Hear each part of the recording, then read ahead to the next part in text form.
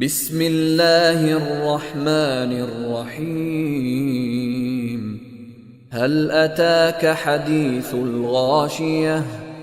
وجوه يومئذ خاشعة عاملة ناصبة تصلى نارا حامية تسقى من عين آنية ليس لهم طعام إلا من ضريع لا يسمن ولا يغني من جوع.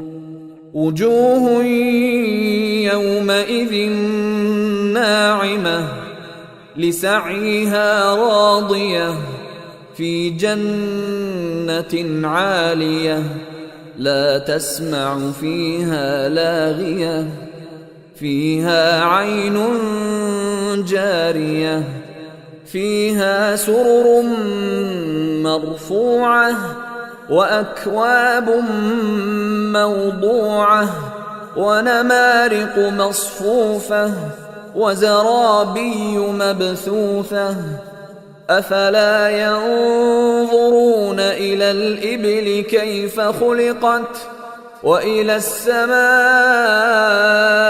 كيف رفعت وإلى الجبال كيف نصبت وإلى الأرض كيف سطحت فذكر إنما أنت مذكر لست عليهم بمسيطر إلا من تولى وكفر فيعذبه الله العذاب الأكبر.